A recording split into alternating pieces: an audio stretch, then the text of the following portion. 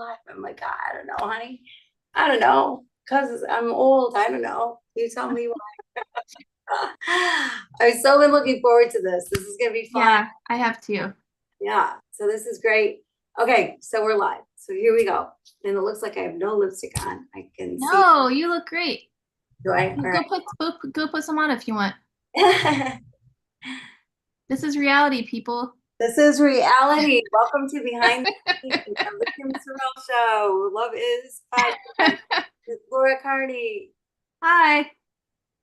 So Um, where will we be going live from? Is this from your so we're YouTube going page? live on my YouTube page. On Oh, my cool. Yeah, yeah, yeah. So today we're showing a little bit behind the scenes. So what happens when a guest first comes into my studio? So Laura, I'm so happy to see you. I've so been looking forward to this. We've been talking about doing it for so long, and finally now here we are. So I'm Yeah. and so your morning's going good. You're doing good. It could be better, but it's fine. It's just one of those mornings where you're like, my husband had a work meeting and I guess I hadn't communicated that I had a podcast to do. And it's like, you're just, everything's sort of like shuffling around, but that's okay because it's going to be a great day. I can feel it. That's right. It's going to be a fun show. Yeah. Yeah. So just a little about my show. It's all about inspiration. I don't talk about anything that's ever going to make somebody feel like they're better than somebody else or less than somebody else. I think we should all just love each other and the world would be a whole better place. Mhm. And so that's what I go with. And so that's the show. And I love people's stories. I think when people know you personally, that's when they want to buy your book. That's when they want to follow you. That's when they want to know more about you. So I always start there. I always start with your story. And you have a great one, of course. It's interesting how many stories are out there because everybody's stories are so unique. Yeah. And yours is definitely up there with one of the more unique stories ever. So anyway, so that's where I begin. We record for about an hour. Do you have any questions about anything? No, All right. I'm good. I should probably go grab my book though, just in case. Oh yeah, yeah, please do. Yeah, good idea. Always nice to have the book. I love that your live starts before the podcast. And that way, Yeah, like people are seeing like how you set up the podcast. That's really smart. yeah. Well, thanks. I'm glad you like that. Yeah, That's it's cool.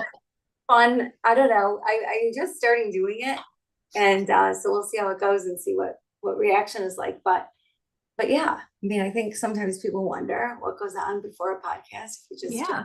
what? Because a lot of them you do. You just jump Yeah. in. But yeah, chatting for a second first isn't such a bad idea. So, all right. So I'm going to breathe, and we're going to start, and eventually, hopefully before too long, this will become an episode, an actual episode.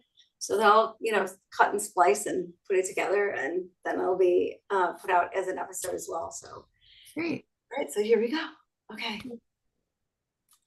Welcome to the show. I'm so happy you're here. You are going to be so happy you're here. I'm Kim Sorrelle. I write, I speak. I get to do so many fun things in life, but my favorite thing to do by far is to meet people. And I get to meet some such cool people. And today I have my friend Laura Carney, who is an extraordinary writer and an extraordinary human being. And it's always nice when those two things can go together. She did this absolutely incredible thing to honor her father, but I think changed her life at the same time. She wrote this book that you have to buy. You've got to get it. I will link it. I will get it out there for you, but you will love it. It's called My Father's List. We're going to talk about that. But first, we're going to talk about Laura, and you're going to get to know her because you will love her like I do. Laura is a copy editor. She's worked for every magazine I think that you can name. She's done huge things and written huge things, and it's a tough business to be in. So kudos to you, Laura. Go you, because it's Thank not you. easy. You're obviously very good at what you do. Otherwise, your longevity wouldn't be there, and the caliber of places that you've worked it would not happen. So good for you. And so we'll talk about that dream and where you landed and why. And so first of all, Laura, welcome to the show. Thank you. I'm so happy to be here. I've been wanting to do this with you for like forever, it feels like. I mean, I know that we've only known each other 2 years, but as soon as I met you, I just felt like our energy just really like lined up and I just wanted to know more about you. So I'm excited that you invited me. Yeah, well, thanks. I mean, I feel the same, and so I'm excited that you're here because it's going to be fun. So, Laura, I would like you to start out with telling us about 8-year-old Laura. 8-year-old Laura. Oh my gosh. The first thing that comes to my mind when I think of 8-year-old Laura is she just had her tonsils out. And her parents divorced 2 years prior, and she's hoping that her father comes back. But overall, besides those two things, 8-year-old Laura is a very, very happy person. And I had a really wonderful childhood. My mom was an elementary school guidance counselor, just really well educated in how to raise children. And yeah, it was really pretty serene and ideal, I would say. Yeah, well, it's interesting that you'd say that because I've talked to other people who uh, parents have divorced and it changed their life in so many different ways and not Mhm. always for the positive. So it's nice that you look at your childhood and go, I had a great childhood, Oh even yeah. though your parents split. Yeah. Yeah, I really did. It was more, my adolescence was more difficult for me. I think I just didn't want to be a teenager. And the other thing for me too is like I was such a tomboy. I was always climbing trees and like I remember around that time, around age 8, just sort of keeping track of my injuries, because I was always like skinning my knees or getting stung by a bee or falling off of something. I was just a really active kid. Yeah. Yeah. Yeah, So a did lot you of grow up fun. in a neighborhood and lots of What'd you kids? say? Did you grow up in a neighborhood with lots of kids? Yes. Well, what happened was when I was really young, it was all girls who were my neighbors. And then at some point they moved away and suddenly it was all boys. So I would hang out with my brother and the neighborhood boys, basically, and they were really wild. So, and also in my family, on my dad's side, all of my cousins were boys, at least the ones who lived locally. I do luckily have a lot of female cousins on my mom's side, and they're like my best friends now. But at the time, I didn't see them as much. So yeah, and also I saw my dad and my brother twice a week. So even in that situation, it was like one of the boys kind of things. But I'm happy I grew up that way because my dad definitely, my parents divorced, so I only saw him on Wednesdays and Sundays, but he definitely raised me, as an equal. I don't want to say I don't think he raised me as a boy, but he raised me as someone who never even thought of gender as an issue, basically. Wow, that's remarkable. And that many years ago, even more remarkable, I would say. Yeah. Yeah. But yeah, but it makes sense. It's good. That's how you should raise your kids. Is gender shouldn't be an issue. There shouldn't be anything stopping you because of your gender. So I Yeah. love that about your dad. That's really good. Because Thanks. Yeah. how did AJ, that's what I think of. Yeah. yeah, Life was yeah, simpler. yeah, yes, yeah, so true. So when did you what did you want to be? Like, did you ever think, oh gosh, when I grow up, I'm gonna be I wanted to be either an artist or a journalist. And I did end up becoming a journalist and an artist. So I guess it worked out. But mainly, I think I wanted to be a painter of some kind. But then I guess it was when I turned 11. For that birthday, my stepdad gave me this amazing camera. And from that moment on, my dad sort of started calling me Lois Lane, and he kept saying I was going to be a photojournalist. So that might be sort of where I got it in my head that one day I would be a journalist. And yeah, and then I actually though didn't study that in college until after I dated a guy who was a journalism major. Like I started out in fine arts, and then I switched to that because the fine arts program was very cutthroat at my school. And I thought, well, I'll just be a copy editor at the newspaper, and I'll get my degree in English, so I have a degree in something. Then I'm going to move to New York and I'll get my master's in illustration. Like that was I had this grand plan purely based on meeting a guy at a party who was at SVA, like the School of Visual Arts in New York. Like I'm going to go there and then I'll do it. Of course, you move to New York, and like you said earlier, you find out that getting a job at a magazine in New York is not the easiest thing in the world. So for about a decade, that then became my main pursuit. yeah, well, and then you did. So interesting path. Uh, but you're obviously very creative and talented Thank you. because I know a lot of artists that are very good writers. And so that's just kind of that creative part of your brain. I don't know Yeah. that many artists that actually write. Oh, or okay. that many writers that do art. It seems like people kind of go down one lane or the other, and Interesting. maybe just sort of don't have time for both. So to do both, two things that you're passionate about, two things that you love, that's got to feel pretty good. Yeah, I mean, I would say I do more writing for sure. I'm hoping to get a little bit more into art, but they do affect each other. I always call myself an arterly writer and a writerly arter or writerly artist because when I write, a lot of the way I write is very visual. I sort of paint scenes that it almost I've been told it feels like someone's watching a movie when they read my work. But that's just because that's how I think. Like that's what I notice.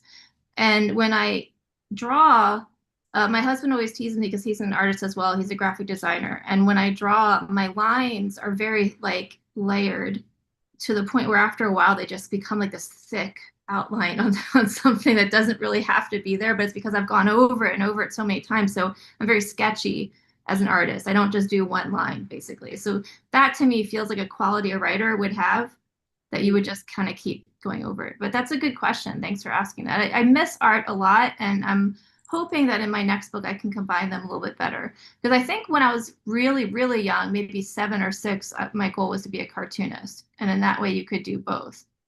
Yeah, yeah, interesting. It's I love it that that's what you wanted to do. And I have this question for you. So when you grow up, you got kids and they grow up and they say, I want to be, when they're little, usually like a fireman or a policeman, or a doctor or whatever people say, whatever little kids say they want to be. And oftentimes that changes. And but I've heard though that if you think about what did you really love, like when you were 10 years old, like what did you really love? Like that's probably what you should be doing. Yeah. And so you really love this, obviously, and it is what you're doing. So it's worked out great for you. But not all parents are going to support a kid who says, I want to be an artist, I want to be a writer. Yeah. Because they're going to look at it and go, well, she's got to eat. Like, how is she going to eat in those professions? Because um, I've worked with the College for Creative Studies in Detroit and Mhm. taken groups on mission trips to Haiti. Haiti is full of artists. It's amazing. And done like an art exchange. It's been absolutely fabulous and learned that art is such a broader field than I ever knew. It's not just about having pictures in a gallery. There's so much more to it, so many facets, so many different things you can do in the field. But I don't know that everybody knows that. And when your kid says they want to do something, it's like you want them to be successful. And even if you think they're good, because like I'm a grandma and my grandkids are the best artists ever. Now, whether they are or not, I don't know, but to me, 100% they are. And so it would be interesting for a parent to embrace that. I think that every parent would say, shoot for the moon, girl, go for your dreams. Yeah. Oh, well, it's interesting well, so like I mentioned, my mom was a guidance counselor, so that helped me tremendously. Also, I actually was very good from a really young age. And like I tested into gifted classes when I was 6. I was like reading at a 7th grade level. So I don't think there was any question in anyone's mind that I would be successful whether I was writing or an artist. It wasn't a matter of talent by any means. And my father also is a very talented writer and singer and just he had talents galore. But uh, I don't think it was until I was a teenager that it started to be a concern about like what field I might go into, but only because I developed depression when I was a teenager. So at that point, it was more like I needed to get well, and also it became clear that I had pretty raging ADHD, and we had to fix that. So it was like I just started developing all of these issues that were now affecting my ability to accomplish things in school that I didn't, people say I didn't have when I was younger, although I think I probably did have them. I think I probably always had them. I just knew how to cope with them better. Because once you get into the high school level, suddenly you have like 7 classes, 7 periods a day. And like it becomes much more difficult to juggle both your work and your social life. And I was like a huge social butterfly when I was in high school. I would talk to like 5 people on the phone every night. So I that was the time period where I really started to struggle with like, okay, this thing I used to do when I was a kid, where if I didn't have something done, I could just take a sick day and like spend the whole day making this like virtuosic essay to turn in. Like that's not going to cut it anymore. So I had sort of developed these styles of working that worked when I was younger, but weren't working anymore by the time I was a teenager. So that I think that was basically the main concern that my parents had about me. But it was never my abilities. It was, is she going to be able to stay organized and take care of herself and not sink into a depression? And was I medicated enough? And did I have therapy? So luckily, I nipped that in the bud in my early 20s, but there was about a decade there where it was pretty difficult with that. Oh my gosh, that's so hard, especially as a teenager, Yeah. because there's so many things going on in those 4 years of high school. Like there's so much that forms you Yeah. from 0 to 4, right? And then from 4 to 7, and then 7 to 11, whatever. But those 4 years of high school, it's interesting to me. I go back to a class reunion, and it's like everybody kind of goes into the groups that they were in high school. And there is this hierarchy in high school that exists at the class reunions, people that feel insecure because they felt insecure in high school. And I'm like, holy cow, we're adults and doing things, and tell me about your life. It shouldn't be like that. But for Oh, some reason, we interesting. kind of slip back into that. I found that not to be the case, but then again, I haven't been to one since I think the 5 year reunion. But what I experienced was that some of the more creative people from high school were now doing jobs I was really interested in. So I kind of gravitated towards them. Whereas when I was in high school, I might not have hung out with them because I was more of like a goody two shoes in high school. Like I was in the student council, I was on yearbook, like I was in marching band. I mean, I think one time I counted like how many activities I was in my high school yearbook, and it was like 20. Like I was just showing up for pictures. I wasn't even in the group because we would do that for some reason. So I don't know why we thought that was funny, but we would do that. Anyway, that's just a long way of saying I kept it hidden pretty well. Like my closest friends knew I was going to doctors and I was dealing with this thing, but really I managed to somehow. And as I write about in my book, my father led a double life. He was a closeted crossdresser, and I now think part of why I had this motivation to be one person to the rest of the world and then be someone else the rest of the time that I didn't want them to see came through osmosis almost. Like I didn't know what his secret was, but I think because I was being raised by someone who had a secret, it might have made me adopt that way of dealing with something. That's so interesting. Yeah. Uh, and having a guidance counselor for a mom, that was huge for you in particular, I would think, because Yeah. you did seek help. My mom saved my life. She really did. And it's going to make me emotional to talk about because I did write in my book about that time period when I was going through that. And when, I wrote about it as honestly as I possibly could. So there's a chapter in this book where you see a mother and a daughter struggling with that issue, and it makes everyone involved who's trying to help fix the person or heal them, it makes them feel crazy. It makes them feel desperate. And that's difficult. It's difficult for a parent to relive that experience. But I mean, my mom is my best friend, and I really do believe that everything that she did is what set me on the path that I'm on right now. Mm, I love that. I love that. It's what a special relationship. I think of sometimes there's people that are estranged from their folks and or estranged Oh, from their no. kids, and I'm like, oh man, gosh, make up. Figure out a way to get back together if you can. If there's some way Well, I reconnect. mean, there are some cases, of course, where a parent could actually be abusive, so the person's trying to Oh, protect themselves. Yeah. oh, 100%. And Yeah. boundaries are always important no matter what. But man, I just feel bad as a mom. Yeah. Like I feel bad for parents who wish so badly their kids were in their life and they're not. I So I know love, it's a dangerous trend. Really is heartbreaking.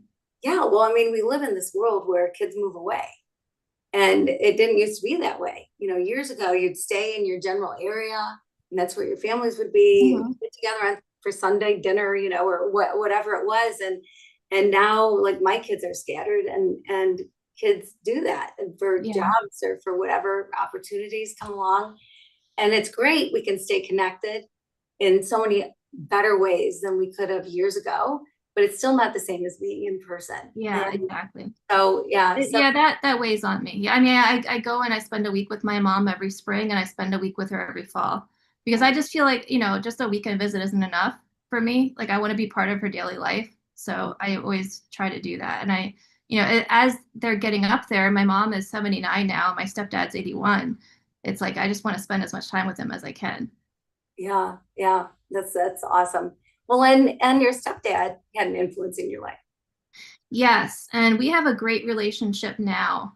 When I was a teenager, it wasn't great. But part of that is because he is a very disciplined person, and he was bringing that into my home where we didn't really have that. Like we didn't really function that way. It was a democracy before he came along, and the three of us were just kind of like best friends, my mom, my brother, and me. And it was very difficult for me to adjust to living with him. Like I kind of just immediately rejected it because he wasn't my dad, and he was just such a different person from my dad. But he was a guidance counselor as well, but at the high school level, and he was also a sports coach. So he sort of approached parenthood, I think, from that perspective. So, I always sort of felt with him like I just wasn't good enough. Like I wasn't living up to what he foresaw for me, like what he thought based on my abilities I should be able to do. That's sort of how it always felt. And there wasn't that emotional connection with him, like on top of it. Like with my mom and my dad, it's like, they didn't care. I mean, they didn't, what I mean to say is they didn't care like if I was an achiever. It wasn't ever about that. They saw my potential and they saw my abilities, but they were both very much like empaths and very much like, we just want you to be happy. Although my dad did see the writing ability in me and really nurtured that, and also public speaking, he really nurtured public speaking in me and leadership. But other than that, it really was like, we just want you to be happy. But with my stepdad, I think because his training was so in nurturing people into a certain career path, like as a high school guidance counselor, he always was more just difficult to please in that way. But I'm at an age now where I accept like that's his way, like that's just his personality, and it's okay. Like I love him, and it doesn't matter that this is how he is sometimes. Yeah, wow, yeah. I mean that it takes some maturity to get there, to be able to see that, right? Yeah, yeah. Well, and I actually think he's one of the greatest gifts in my life because sometimes if you have someone like that who really challenges you, it makes you better. Like it makes you challenge yourself more because you're kind of like as a teenager, I was kind of like, oh yeah, well watch me because like you said before, it's difficult for parents to feel secure with their kids becoming a creative in any capacity. So he was more along those lines. Like he wanted me to have security. So with him, he was always the one that it was like, okay, well, I can do this. I know you don't think it's practical, but you'll see. That was always sort of my attitude with him. And if I didn't have that little piece of sand, how could I become a diamond or a pearl? I guess that's the saying, right? Yeah, the sand is inside the oyster. Yeah. So I'm very grateful. In fact, there have even been times in my life where I thought, "Are you using reverse psychology? Like, like, do you want me to rebel? Is that the folk? Like he's doing it on purpose?" Have you ever talked about that with him? No, but I guess I will now. It- I think you'd find that funny, honestly. yeah, yeah. So going back just a little, there are people who have teenagers that they're struggling with depression, they're struggling with undiagnosed things quite often, right? Like I didn't get diagnosed with ADHD until I was 40 years old or in my Mhm. 40s. I don't remember how old I was. And what advice do you have for parents that are wondering, what can I do for my kid who is depressed, who I just, because so often you feel helpless. You feel like you want to be able to do something. Sometimes it's hard to find a good counselor or the right counselor for somebody. What's your, Yeah. I have had conversations like that with some of my friends who had kids who were going through that. And, it's tricky because I would hate to be a parent who's in that position because, there could be two different things going on, right? Like it could be an existential depression, like they're just going through a down period, that's just part of growing up, and helping them develop who they are as a person. Or they could have clinical depression like I did. And, my parents were very slow to go the medicine route because they just wanted to make sure, like, oh, I should say my mom, my dad wasn't so involved in that. But my mom wanted to make sure that this even really needed to be medicated. So I had doctors telling me they thought I had this when I was about 13, but I didn't start taking medication for it until I was, I think, 16. So she really was conservative about it. So, I mean, I don't want to say that's the right route for everybody, but that was what was the right route for me because I'm happy that she made sure, because now I've been on a low dose of an antidepressant for, gosh, 30 years now, 32 years to tell your viewers my age. But yeah, I mean, that's what I needed. As far as like, you know, ADHD, I think for some reason recently a lot more people are being diagnosed with that, and maybe it's because it's a lot of times it's parents of a kid who's been diagnosed and then they realize they have it as well. I even had someone say to me once, she didn't believe it that I was diagnosed with ADHD as a teenager because that didn't happen to women, which I thought was really funny because that's what we're being taught all the time, right? Is that women are able to mask it for a long time. That's just when I heard that, I just said, well, that's just how bad mine was. Like I could not mask it. Like it was obvious if you met me that I was struggling with this. So with something like that, I would say to the parent who is trying to help their child cope with something like this, do everything that you can to make sure that that child understands that this is a facet of their personality. Like this is a facet of them. This is not I mean, it is an illness, but they shouldn't have to be told it's a disease. I had a doctor tell me once, you have a disease, you need to accept it. Or the same doctor once said, you're a failure at life, or he would tell me like, you need to limit the things that you can't do. I mean, maybe for me that actually was helpful because it made me say, same attitude, right? Oh yeah, watch me. But in general, I do not think that's helpful to a kid because I thought for years, oh, there's something wrong with me. And it really wasn't until I started pursuing something where I was following my bliss and doing what was my calling, which is finishing my dad's bucket list for him and writing this book, that I recognized that these things that I have, my depression and my ADHD, they're actually gifts. There are elements of them that are a gift. And that's what I would hope a parent could tell their child or show them. Like, God would not give you something like that unless you're supposed to use it for good. Yeah. Obviously, have treatment, have a therapist, take your medicine, exercise, eat right, do all of the things that keep it in check. But there are sides to it. Like my depression, there's a side to that, which is my empathy and my sensitivity and my ability to connect at a very deep level with people. With my ADHD, there's elements of that, like my multitasking, my wanting to shift attention from one thing to the next, my wanting to juggle many things, my thrill seeking as part of my ADHD. Like these are all things that are actually functional and help me to achieve the things that are right for me to achieve. So like I just don't think God gave people depression and ADHD as a mistake. I really don't. Yeah. Yeah. Well, the way I look at it is we have these things in our world, right? We have all kinds of things, all kinds of diseases, all kinds of illnesses, all kinds of conditions, all kinds of mental struggles, all kinds of neurodivergencies. Mhm. And it's what you make of them. It's what you do with it that really matters because they're here. Yeah. And you may never get cancer or you might. And when you do, how are you going to deal with it? You may not have ADHD, you might have something else, but how are you going to deal with it? And if you can take that, whatever it is for you, and try to make good come out of it, like I think that's what makes God so cool, is that there's horrible situations that people live in and hard things to deal with, and some harder than others, but in the end something beautiful can come out of it. I don't think he creates it so that something beautiful can. I just think he's just so cool that he makes something beautiful come out of it if you let it happen. And Yeah. Yeah, well, and also there's so much literature out there about, some of the greatest thinkers and inventors and artists, that have ever lived were neurodivergent, like most of the time. So, you learn about enough people, and after a while, you're like, huh, okay, so I'm neurodivergent, but like, who says the people who aren't neurodivergent are right? Like, Yeah, you know what I mean? Like, because clearly a lot of progress has happened in humankind because of neurodivergent people. right. Yeah, yes, yeah. So absolutely true. Absolutely true.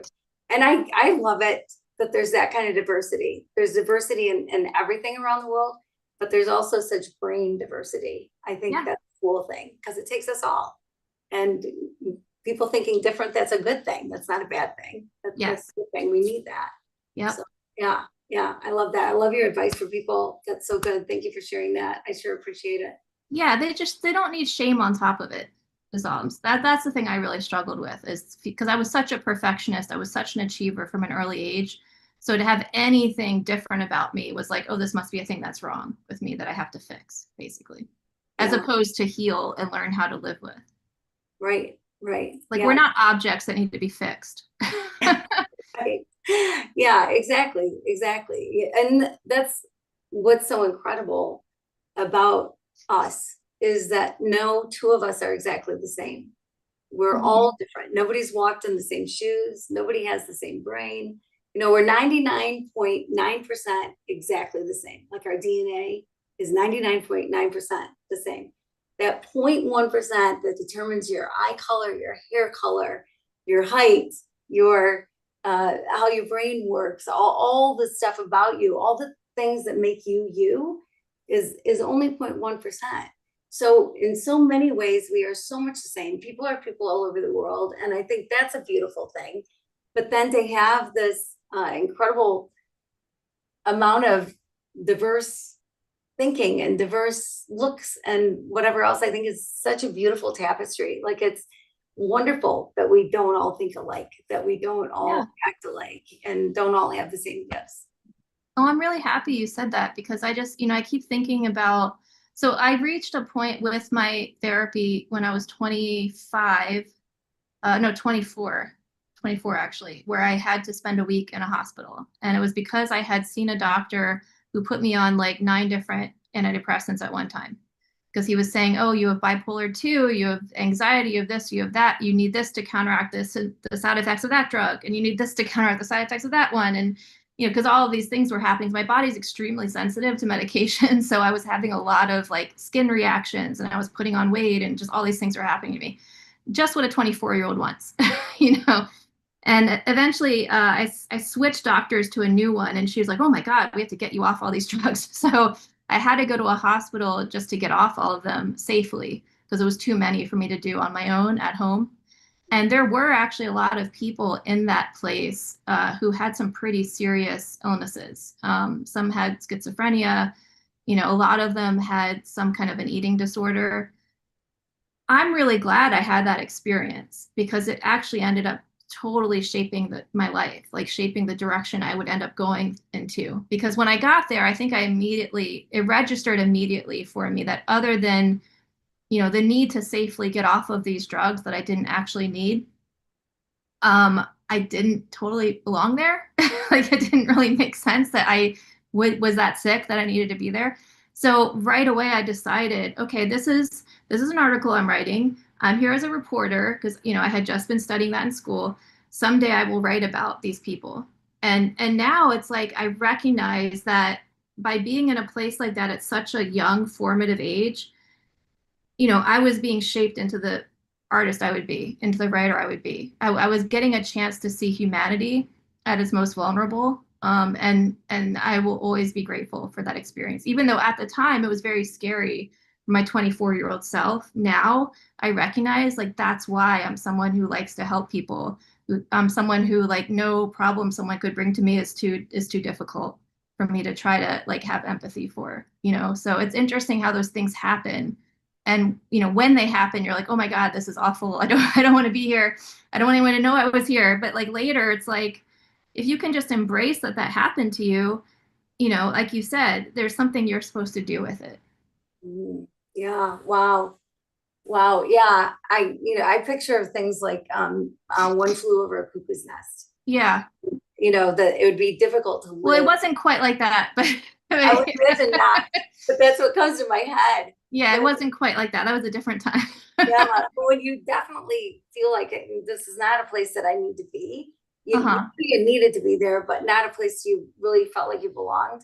That can be hard. I would imagine that would be hard. So I'm glad that something really good came out of it. Well, Besides, it was eye-opening, because it was like, wow, I really need to stop feeling sorry for myself because there are a lot of people in this world who have illnesses that are way worse than what I'm dealing with, and it gave me perspective so that when I left, I just became my best friend when I was in that place. I became someone who was like, okay, well, first of all, I don't ever have to be afraid of anything in my life ever again. Like I can move to New York tomorrow because that is not scary compared to this. But also, yeah, I learned, you know, try to not pity yourself so much, because there's so many worse situations. And I think a lot of young people would not, I'm not saying every young person should go spend a week in a hospital, but a lot of young people could benefit from that kind of objectivity. yeah, right, right. I always feel the same way. Like I have taken lots of teenagers and college age students like on missions trips, on trips to go to developing nation, and that gives you a different perspective. Yes. So Yeah. like anything you can do that broadens your world, that makes Hmm. your world bigger, that makes you see things that you aren't going to see if you just stay in your city or stay in your state even, but get outside your comfort zone, get outside yourself a little bit and go visit places. And like this was one of those moments for you that was life altering. And so it's always great, like we said earlier, when something that is so crummy in the moment turns into something so positive and good for you. So that's always, Yeah, and it taught me how to listen to my heart. It taught me how that I can survive any situation. And I mean that's why I say like I was like, okay, now I'm not afraid of moving to New York because I kind of knew if I wanted to have a successful career as a journalist, that was what I needed to do because I wanted to work in magazines. And I wanted to work in big magazines. So but I was terrified. I was terrified. I lived in Wilmington, Delaware. I would live in the suburbs of a small, like one of our smallest states. So I didn't know what to expect. But, my heart was telling me, go do this, go do this. And after that experience, I thought, okay, I can do it. And yeah, that was a huge wake up call when I moved to New York. But, and then what ended up happening was I was there and I met my now husband online, and he came and visited me 3 times that summer. And then that was the same summer that my dad died. mm, He died of a car crash 5 days after he met my now husband for the first time. So, I had my 25th year was very interesting. I had a lot of stuff going on, which I remember at the time feeling like, am I living in a movie? Like this, like, how is this real life? I'm in this hospital. And then I'm trying to start my life as an adult. I go to New York. That's crazy. And now I'm meeting this wonderful guy who lives across the country and is moving here for me. But it was almost like, in some ways, that was overwhelming as well because it's like, oh, he knows, like he's sure about me, and I was only 25, and I had never met anyone who felt that way about me up to that point. So there was a lot going on that felt very like I had entered into story land in a way. So I think even then I knew this is going to be a story someday. I'm sure you must have felt that way as well with some of the things you've experienced. yeah, yeah. There's definitely times in life that you go, I've read stories like this that are fiction. Yeah. So how does this Exactly. become real life? How does this become your real life? Like it doesn't make sense. The sequence of events in such a short amount of time. Like how does, and where's the book? But You I know, think it's good. I think it's good to develop that perspective. If a lot of things are happening, especially really painful things, because it's like it is. I mean, I think it is. Our lives are stories. Like, at least, I don't know. I might be biased being a writer, but I always think of God as a storyteller. And like, that's what my life is. Like, there's a story that's unfolding and he knows the ending. And I'm just like, either agreeing to go along with the suggestions in the Choose Your Adventure book that is my life, or I'm not agreeing to go along with it, and then I reap the repercussions of that. I love that. I love that. Yeah. Yeah, I'm gonna start thinking about that because it is. I mean, we all have a story, which it Mhm. makes us who we are. And I always think about that too when I think about how people believe, people's belief systems, because just as passionately as I believe something to be true, somebody else is just as passionate about believing the opposite of what I believe. Yeah. And there's a reason for that. It's because of all the days they've lived up until today and all the things that they've been through in their own story. And so it's like, holy cow, it's great that we all have a story. And it's great that our stories are all different. And I think it's a wonderful thing. So your dad, oh my gosh, when I lost my dad, I got my dad until he turned, how old was he? Turned 81 just a couple days before he died. So I had my dad much longer than you had your dad. And I was devastated. It was very difficult for me. Losing my dad was awful. And at 25 to lose your dad and lose him the way that you did, if you can talk about that. Yeah.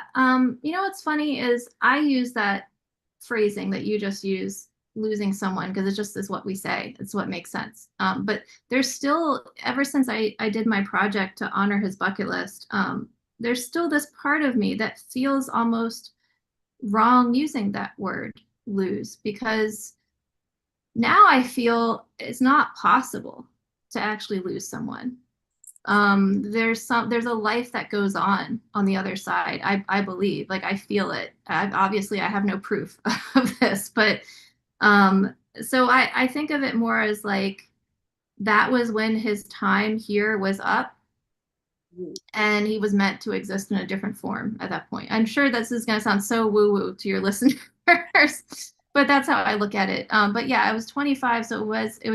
But it's interesting. I think when we have these very close relationships with people, a lot of the time we sort of know, like, something happens that tells us, oh, okay, okay, this is ending soon, or this is about to change soon. And I knew it. Like, the last time I ever saw him, and he met my now husband, as I mentioned, over lunch, and he gave me this big bear hug. Like, he was kind of a not formidable, because he was not a macho, scary person. He was very, a very sensitive person, but he was always like just, a few pounds overweight. He was a very large man, but very warm. And I just got this giant hug from him. And there was just something in me that knew that's the last time I'm going to hug him. And we were on the bus on the way back to New York. We used to take the Chinatown bus, which is like the cheapest form of transportation. When you're 25 years old, that makes sense. And I remember looking at a billboard, and immediately, instead of reading what was on the billboard, it was like a different message was there. And it was saying, your dad's not going to be alive at Thanksgiving. Wow. Like, that was it. That was the last time. And I turned to my boyfriend, at that point, my 3 months boyfriend, who is now my husband. And I said, I don't think I'm going to see him again. I think this was it. And he's like, what are you talking about? Like, because he had been talking about some heart concerns. He was supposed to have a surgery. He had an enlarged heart. He's like, oh, well, he looked at it practically. You're just worried that there might be a complication from his surgery. And I said, no, like, I think I'm afraid that's going to happen. I'm not going to see him again. And then 5 days later, he died. And then even that day, I remember I was coming home from work. I had this job as a hostess at Outback Steakhouse. It was like the only job I could get that summer in New York after really trying. I was there for an art internship. Sort of art. It was an art magazine where I was a journalism intern, combining both of my interests. And I was coming home from work, and suddenly this man came on the train I was sitting on, and he's like, oh, are you okay? You should be smiling, which is the thing all young girls hear all the time, but especially me, because I had a very sad resting face. And I was like, no, I'm fine. I'm just tired. And he had like something almost like otherworldly about him, this guy. And he was wearing, I remember he was wearing this like janitor suit or like jumpsuit, and was telling me he was a security guard at a veterans hospital. And he started saying how, like, people think they're crazy, those people in there, but they just have PTSD and they don't understand them like I do. And I was like, oh, yeah, I know. Like, people in a hospital aren't crazy. They have this or that. And he's like, you seem to know something about this. And it was like, I have chills even now just saying it, because it was like such a weird thing to say. And then he was like showing me his ID to prove his age to me. And I remember noticing, like, there's something about like the way the blood was pulsing through his veins seemed like weird. And his eyes were like this dark brown sort of vibrating. It was like you're in a body for the first time right now. That's the best way I can explain it. That's what it felt like. And he kept saying, you need to call your mom. You need to call your mom. Like, do you have any family here in New York? I'm like, yeah, my cousin lives here. Okay, well, you need to stay in touch with your family or mom's worried. And he made this joke when I asked him how old he was. Like, he said he was 39. He clearly was not 30. He was like an older black man. He's not 39. But that was the joke my dad made on every single birthday. Mm, Every birthday he was turning 39. And I had never heard another person make that joke. So that struck me as weird. He kept wanting to know where I worked. Like, oh, where are you? And I was like, well, I shouldn't be telling a stranger where I work, but I felt comfortable with him. So I did tell him.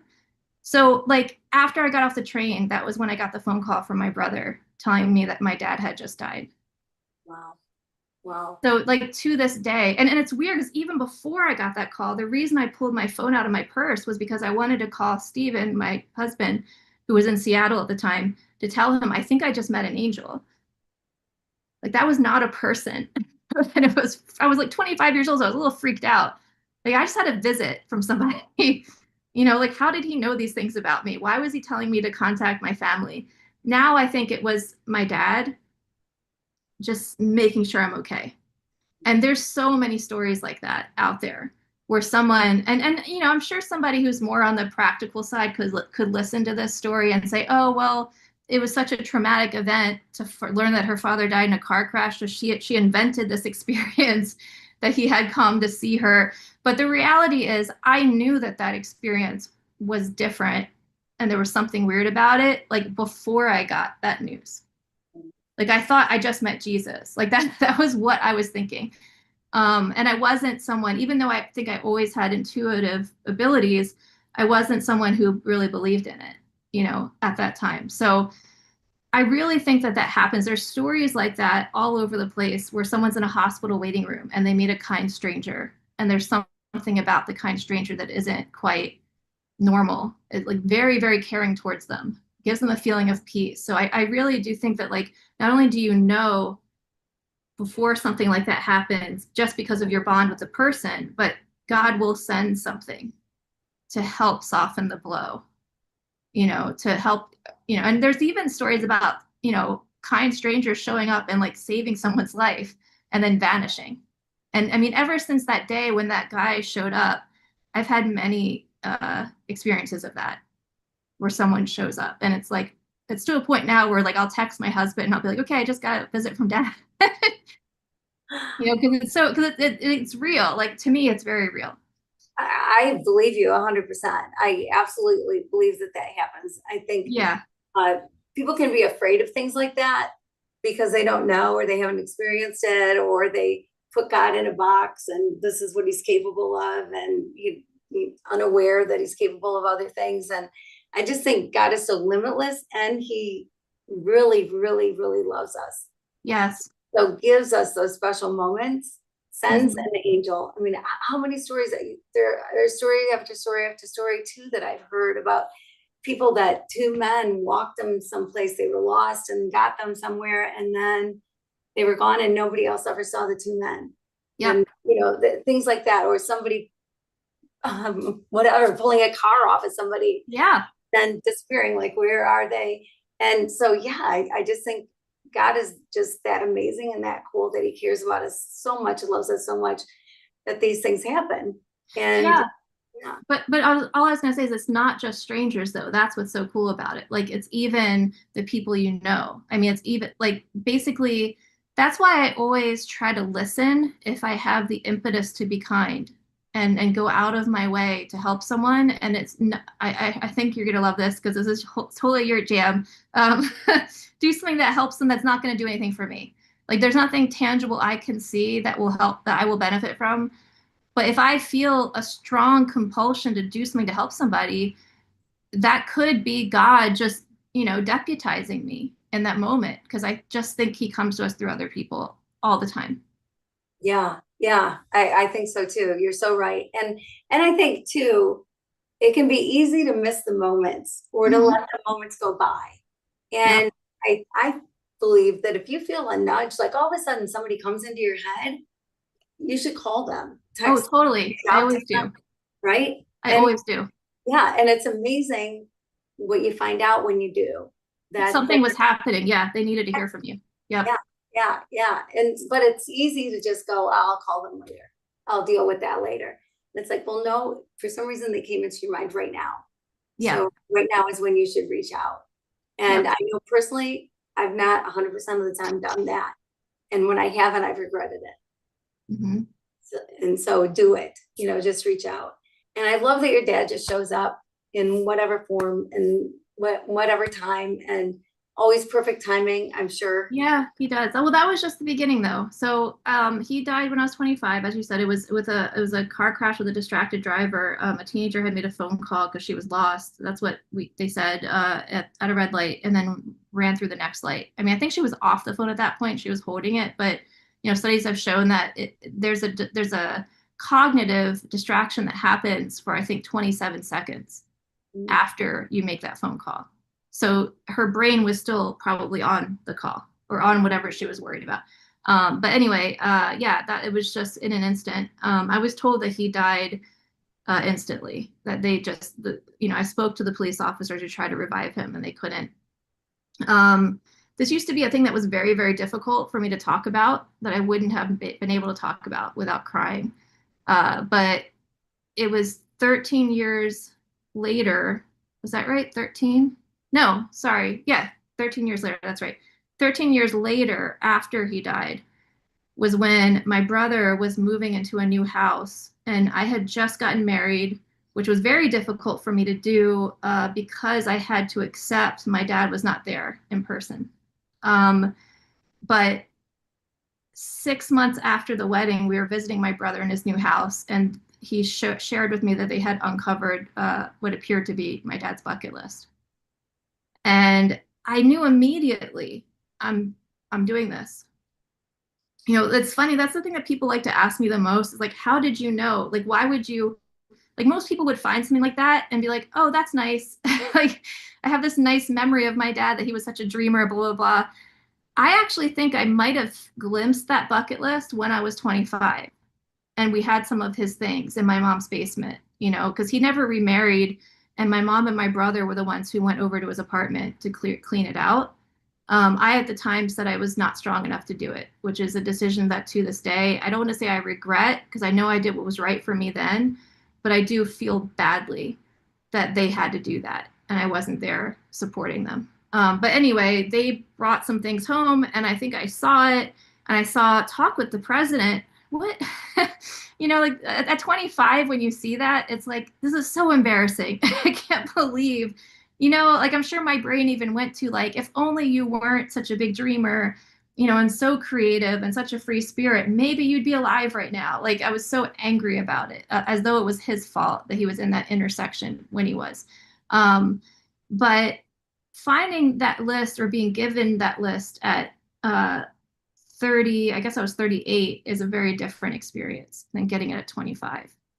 Because now I've lived a little bit of life, and now I understand a little bit better how fulfillment feels, how that works. I'm not that 25-year-old striving to prove myself. I'm now someone who actually has a career and felt honestly a little stuck. I got married finally. I'd been with this person for 13 years. And it was like, well, what's next? Am I going to have kids? Are we going to buy a house? Is that what I'm supposed to do? I'm finally getting published as a writer now in like the Washington Post, like some pretty big places. Can I do that and also be a mom? Like what path am I supposed to take? That's really where I was. And I was in this like existential depression about it, like paralyzed by too many choices, basically. So when the list showed up, I really think now that was a big part of why I knew, oh no, this is it. I'm supposed to do this. And it was, I think, the first time in my life, I always say, except for saying yes to my husband when he proposed and the decision to move to New York for that internship at Art and Auction magazine, it was the only other time where I knew instantly, this is it. I'm supposed to do this. And I didn't like just weigh the pros and cons like we usually do when we think about major life choices. We just feel it and we follow the feeling, which is interesting because now I think that's sort of what I teach people. I think I just teach people how to get in touch with that feeling, because that's the real you. Like we actually do have this inner compass that's our guidance. And I think a lot of there could be so many depressions and frustration and confusion and just miseries that people go through. So much of that could be alleviated if we remember that we actually do know what we're supposed to be doing, and it lives inside of us, but we just have forgotten how to listen to it. Yeah, yeah. Or we've been told not to, even, right? Yeah. Like, yeah, that don't listen to that, or don't take those chances, or don't go that way, or don't pursue whatever we're told, or that you can't, you're not able to, right? Right. Well, or Doctors say, our emotional vibration is now not allowing us to, because we're going through some saga in our minds, much like I was when I was dealing with depression before I was in that hospital. And I was very full of me. I mean, I was also like 24, so it made sense that I was, but and you had a guest on I was listening to last night who talked about hiking the Camino. And she was saying how like her grief was so all encompassing that she couldn't let any other emotions in, or not that she couldn't let any more life in because she was in the grief stage, and she couldn't feel any other emotions that were inside of her. She couldn't let them out. And she noticed when she started processing the grief, which I think, God, hiking the Camino, that physical activity is so arduous that it probably feels like what grief feels like emotionally. So she was probably able to process it finally through that. And now she can be herself. And now she can actually engage in life again. So I think that a lot of time it's that too. It's this weird combination of the mental and the fears, as you just described. I can't do this. I shouldn't do that. I'm supposed to be doing this, but also maybe there's some emotion I'm still processing that I don't know how to move past. So yeah, I just that's why I think your work, Kim, is so important, that you teach people about love and how to function on that vibration of love, because it's so high. I mean, you're like up here, you know? And when you're up here, you can access this stuff. Like you must have this is just what I assume. You must have an incredible relationship with your higher self. Like if she tells you, Kim, you're supposed to be doing this now, like you're probably like, okay, got it. Because that's just where you are. Like just through your choices. I mean, I don't know. I'm sorry, I'm just jumping to conclusions, but do you feel that way? yeah, well, interesting that you would say that, because I do. I do feel like if you are living love, because I believe that love is not something that you just feel. It's not an emotion that comes and goes. It's not a transaction. You don't give it to get it, right? Or it's not a two-way street. It's none of those things that we're taught. Love is who you are. So Mm-hmm. you are constantly becoming love. And Yeah. whatever that looks like for you, right? So whatever that looks like for you, it looks like for you. But the becoming is the journey. The becoming is the ride that you're taking. And the closer you can get to that finish line of, I don't think that you ever necessarily arrive, but you keep striving toward it. And the more you can live love, the more love is your goal. Love is truly all encompassing for you. It's who you are. The more you can become love, then yeah, you do live kind of in a different place, and you see the world in a different way. Uh, and to know that really kind of our only job, I feel like, is to love everybody. Like that's really our only job, Oh yeah. which includes yourself, right? Like Yeah. people talk about purpose, and I think your purpose, everyone's purpose, is to be 100% you, who you're created to be. If you are 100% who you're created to be, everything else falls into place. So purpose isn't something you should have to worry about or stress over, or read 25 books on. Figure out who you are and then be that, because that's what you're supposed to be. Yeah. And I think another layer of that too is, people talk about authenticity a lot, and people tell me that I teach authenticity or help people have permission to be authentic. But I feel lately like there's another layer of it too, of, I just want to be that 8-year-old me. Like I want to be that authentic self.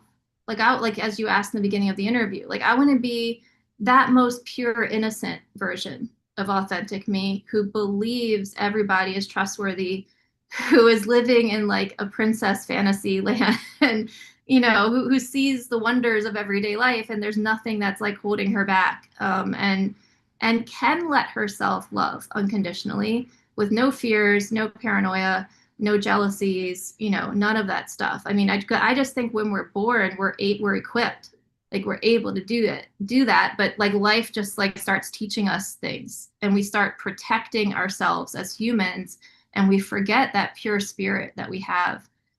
I mean, because really, if I would imagine, even though the adjustment was difficult for you when you started studying Corinthians and you started living love, once you actually got into it and it became your regular habit, I would think your life got a lot easier. Like it just felt easy to do that. Like, why wasn't I always living this way? Because it felt better, right? Oh my gosh, 100%. It really loving everybody, becoming love, realizing that you are love is the absolute freest way to live. And Yes. so it can seem complicated, it can seem like a lot, but really it's so simple. It's first understanding what love is and then acting on it, then striving toward it, then being it. And yeah, there's such freedom in it because there's no judgment.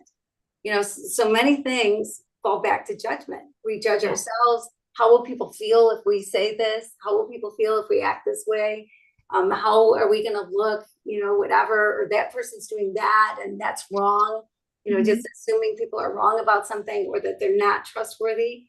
And in 1 Corinthians 13, as I took each word or phrase 1 month at a time, which still blows my mind, fellow ADHDer, that I actually dedicated a year to something. I mean, it's You were quite hyper focusing. hyper focusing. Exactly, and it worked apparently. Yeah. But uh, but one of them is that love always trusts. Love Hmm. always trusts. And you think, oh gosh, you can't always trust. Like, what does that look like? How do you always trust? Because you're going to get lied to, or people are going to deceive you. Well, one of the beautiful things about love that always trusts is that when you do trust, when you just take people at their word without judgment, then it's on them whether or not they're telling the truth. It's not on you. You Yeah. don't have to try to read between the lines. You don't have to try to look for something that may or may not be there. You just trust because that's It's what love does. easier. Yeah. Yep. And then people want to prove themselves trustworthy.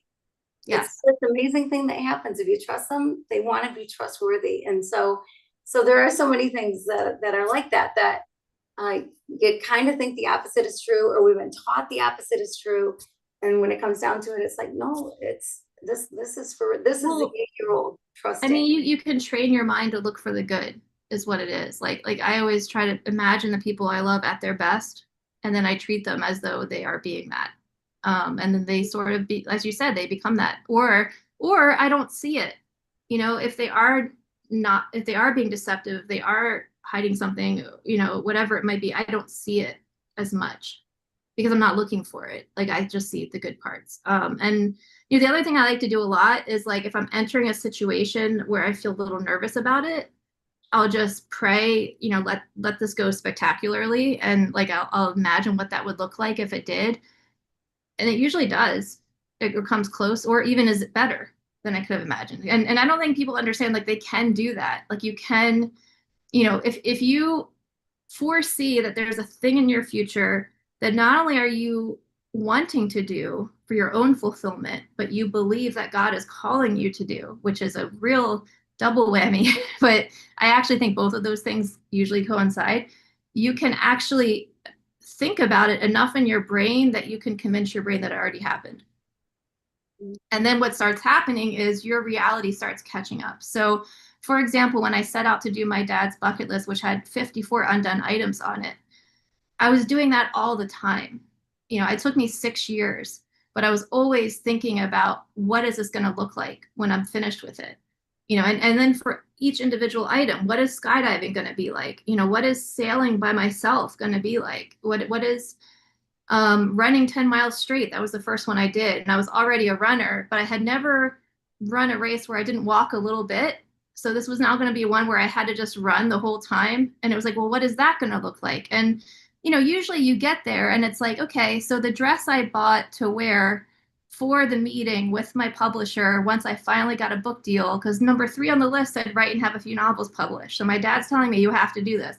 Um, I didn't end up wearing that dress to that meeting because it was the pandemic and it was a Zoom. So I was like wearing a sweater, but I did end up wearing that green dress for the day of my book launch. Mhm. So and when I saw it in the window, I was like, that's it.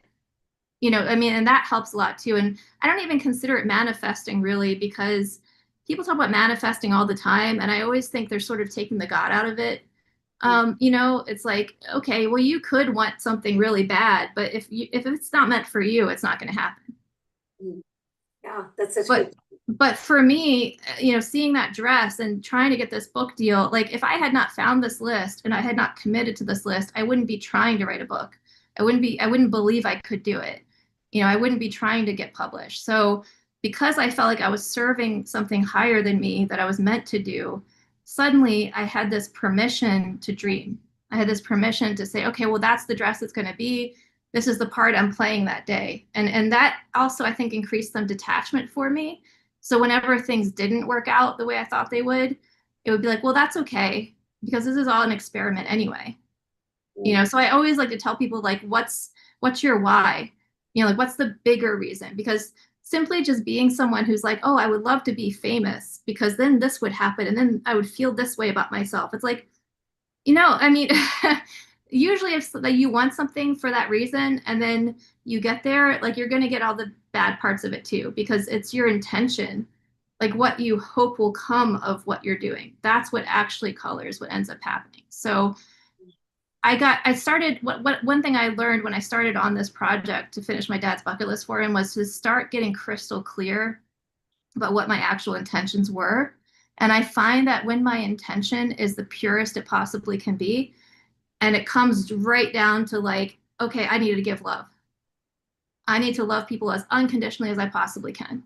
I need to give of myself the way I believe I was built to give. If that's what the intention is, that's what's going to happen. And whatever clothes it wears, whatever the circumstances are, those are just sort of they're extraneous. They're not. It's not really important. Like if something I think is the thing doesn't work out, that's okay, because that wasn't the thing.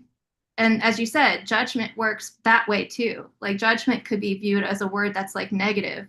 Like we're thinking we get to decide what people are when really God decides that. But also we judge things all the time thinking we're helping ourselves, and we're not, because our brains are so limited just by like our former experience. And as you said with judgment, I think it's more of a thing of like, I'm just trying to stay alive. Like that's why human beings have the ability to judge and to think, because you have to keep yourself alive. So you have to be aware of what to do. But really, there's an inner knowing that's so much more powerful. And when you can tap into that, which lives here, I think, when you tap into that, which almost always is going to require you to be brave, almost always, at least that's what I have discovered, then you're going to get to where you're supposed to be. And it's going to be like, it's going to be beyond your wildest dreams. Like you're beyond your wildest imagination of what you thought you were capable of doing. That's what I think. That's how I try to live now. Yeah, oh my gosh. Everything you just said, everything you've said this whole time has been so wise, but everything you said, I think is so true. Manifesting, that's a big thing these days, right? Everybody talks about manifesting, but I think it is limiting. I believe it is, because there might be something even bigger and better out there for you. And if it's for you, it is going to be bigger and better, and it will happen. And just being aware, listening to your intuition, listening to your inner self, changes everything. And just go with it. I mean, we all have it. It's whether or not you want to tap into it, or whether or not you think you're able. And so we're here telling you, yes, you're able, and yes, you should tap Yeah. into it. Just start thinking about it. Think about those little. Well, not you should, but you could. You could. Yeah, yeah, right. And your life would be more fulfilling. You Yeah, could. We are able to. yes, yeah, absolutely, absolutely. I mean, Well, I do have a lot of moments where I'm like, should I be doing this? I don't know. we'll hold that up again. Hold What's your book that? up again. Hold your book up again. hold your book up. Oh, sorry. That's This is okay. my book, My Father's List: How Living My Dad's Dreams Set Me Free. And I'm telling you, everybody, you want to buy this book, and not just for yourself. There are so many things about your book that are not just, hey, I want parachuting, whatever. I skydived, I ran 10 miles, the stuff that you did. It's so much more than the stuff that you did. And even if it was only the stuff that you did, it'd be a beautiful book because you're such a beautiful writer. And yes, everything Thank just you. kind of comes alive and the stories are just beautiful. But the things that you found out about yourself, and the things that you found out about your dad, and the things that you uncovered while you were doing these things, and the constantly sort of asking why did my dad put this on the list, Yeah. why was this important to him, and figuring out why. Well, why did he? And then figuring it out. Like, it is such a good book. It's such a good book for everybody. And so and Amazon makes it so easy. All you got to do is put somebody's address in there, your own, somebody else's. This is a great book to send to someone you love. And what a great gift to give somebody, a book. How fun is it to go out and all of a sudden there's a book there for you, and a great book at that. So I encourage you, don't just buy it for yourself, buy it for somebody, buy it for a couple somebodies, and really bless them today. And read it together, even do it for your book club. I mean, Laura's book, this book has done all kinds of things, like the community thing that Curry, yeah. yeah, that The was bucket amazing. list challenge. Yeah. Yeah, exactly. And so many things, so many doors have opened, and so many things Yes. happen because of the book. And you are brave enough to walk through those doors. Well, I mean, the book is it's almost like a calling card. It's like here's a record of all the things that I did to honor my dad and the journey I went on. But at some point I realized the book also lives in me. So I'm bringing it with me anywhere I go. This experience that I had, and that's true for everybody. Anytime you're willing to take on the adventure of being who you are, and choose to look at it that way, you will carry that with you everywhere you go. I'm sure that sounds so crazy. But that's the way I look at it now, is that life really is meant to feel like an adventure, a fun adventure. And if it feels like it's trying and difficult, and the thing I hate the most is when people say, like, oh, the world's a terrible place right now, or life is so hard right now, or we're living in the worst possible time. It's like, well, okay, things are challenging and chaotic in the news lately. That's true. But there are people who are reporting the news who are deciding what pieces of information in the world are important for us to know. They're not always telling you every single good thing that's happening all over the planet. And there are still wonderful, good things happening everywhere, all over the planet. And you really do have, I mean, yes, as a journalist, I have to say, keep yourself informed. You need to know what's going on, but you don't have to agree to some collective um, depression that it seems everybody's in lately. You don't have to agree that's my story.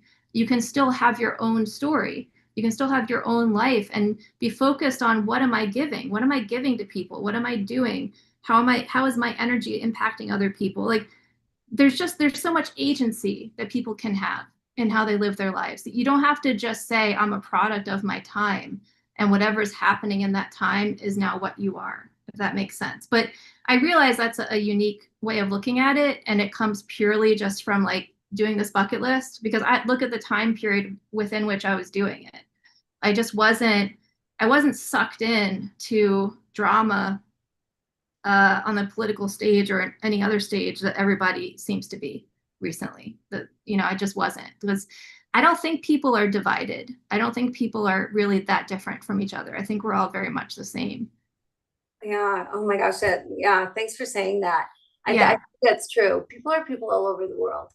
We all have the same hopes and dreams, that we all need shelter. We all have the same basic needs. And love is a thread that's woven through all of us. And so we are so much more alike than we are different. And yes, there's so many more good things happening. Those are just not Yeah. reported. The Yeah.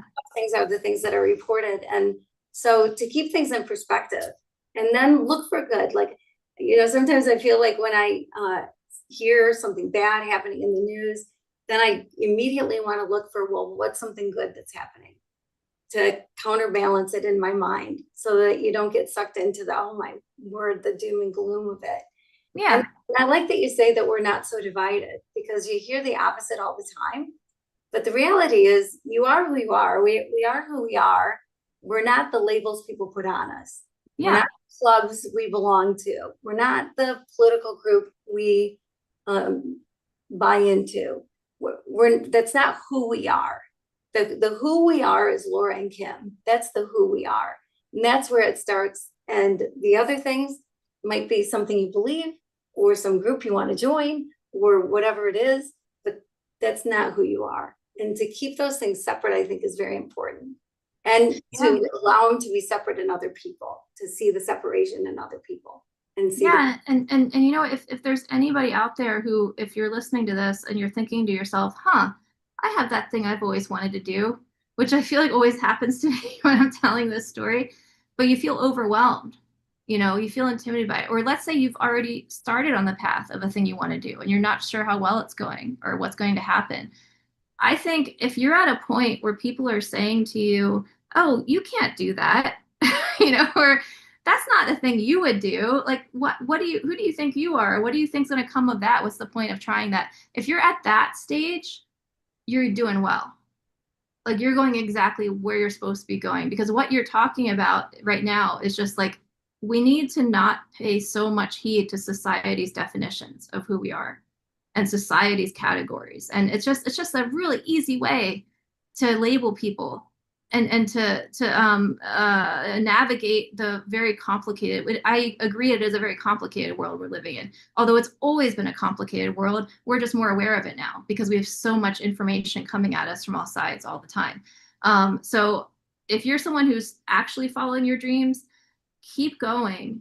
And if people start saying things like, this is not you, this is not for you, just realize that's evidence that you're doing well, that you're going to succeed, because that's what every single person who ever does anything has to do. They have to decide, no, it's not what I should be capable of. It's not what everyone around me thinks I'm capable of. This is beyond our understanding. This is something I'm supposed to be doing. And if you can stick to that, you'll be okay. And really, I think if everybody could do that, people would be a lot happier, because we do have that agency. We do have the ability to choose our bliss. I mean, when you first asked me in this interview today, what were you doing at age 8? What did you love to do? That's really important. That's a really good question, because that's what all of us are actually. I don't like to use the word supposed to be, because I think everybody's life takes its own trajectory. But if we chose to do the thing we love to do when we were 8, the thing that made time completely vanish, that also feels like a thing that's helping other people and helping us to grow, then we would just be a much more fulfilled people. And I think most people have noticed the difference when they meet someone who's fulfilled. There's like a radiance to them, like they're here. Like a person who's fulfilled in what they're doing in their life, they're coming to you and they're just like a gift. You know what I mean? Like they're just like, you're like that. Like I see it in your eyes. Like you just have an energy that comes off of you. But I'm like, wow, getting to spend time with Kim today is such a gift. Like, thank you for gracing me with your presence. And how cool would it be if everybody was like that? Yeah, well, you're obviously like that. And Oh, thank you. you see it in your eyes and feel it, and the energy that you give and everything else, and the wisdom that you share. I mean, there's so much that you said today that is just so wise and so good, and so many great things for people to take away. And we didn't hardly talk about the bucket list, and we didn't hardly talk No. about your book. But we covered a lot. I almost feel like we should have a part 2 and talk about some of I the. think so too. Can I give a directive to your listeners though? Just because of what you were talking about, like with I mean, I think that this is a really important topic about, like, are we going to be sucked into our everyday news cycle, or are we going to choose our own lives? With the bucket list challenge, which our mutual friend Stacey Lauren and I are now teaching a second time over at Modern Prairie. So if anyone listening wants to come take a class with me, just go to modernprairie.com. You can take it. But the first thing that we do when we have new students is we have them sit down for 15 minutes and we have them write a values list. What are the things you value in your life? And it's hard for some people to do that because it's like, oh my gosh, first of all, I can't remember the last time I took 15 minutes to myself, and secondly, I don't like what is it? I don't like they want to write the right answers, or the things that they've been taught to value. But I think there's just something about that one act that sets them free from everything they've been taught to do or feel or how to live, and gets them in this mode of, oh, now I'm me. Now I'm more aligned with me. And then they're ready to start writing down their bucket list. But I really think that's a crucial first step. So if anyone listening to this is lost or trying to like figure out how to go after something they really care about, take that step, write down. And I have one I keep in my notebook. I revise it just whenever I feel like it's time. So I probably have like 5 or 6 of them now.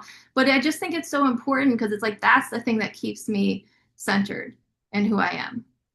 That's such great advice. And that Yeah. is the place to start. I mean, and quite often that's the thing is where do you start? So now knowing where to start, that just makes so much sense to just sit Yeah. down and take that 15 minutes to yourself and write it down. And I think you live similarly, right? I mean, you chose a focus. You chose love. You decided this is what I'm going to focus on. And I honestly think we're living in such a distractible world right now that it's like, if you don't choose your focus, it will be chosen for you. Yeah, I think that that's true. I think it's true. And don't let anybody stop you. People might Yeah. say, think that you're nuts because you're pursuing whatever dream you're pursuing. Oh, they will. Yeah, There's yeah, no question. yeah, there you go. They will. But who cares about the naysayers? They're not living your life. They're not in your shoes. They're not walking with you every day. It's up to you. What I find to be the case usually is if there is a naysayer, they're just speaking about what they would feel, what they know to be real. They're assessing themselves, not you. Yeah, yeah. Good point. Good point. So true. This has been so great. How can people reach out to you? Modern Prairie, of course, is great. Yeah, that's where I'm teaching. Robert's group. I'm also teaching writing now. I'm going to teach a writing workshop at writingworkshops.com this fall, which I'm very excited about. It's another one of those things that like just immediately I'm like, oh, this is the right place. My website is bylauracarney.com, which is like, like a journalist byline, so BY.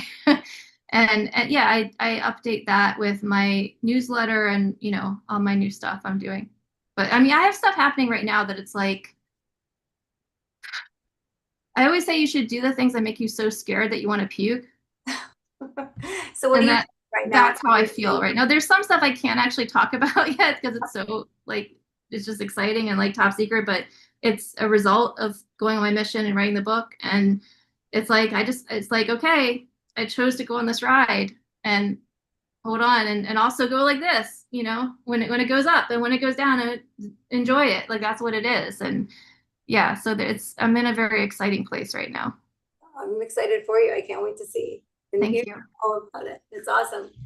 Thank you so much. Thank you for being here. Thank you for who you are. Thank you for listening to God. Thank you for doing the things that you've done and the way that you inspire the world and continue to inspire the world. And I'm excited to see next steps for you and where life directs you, because I know wherever it directs you, you will go.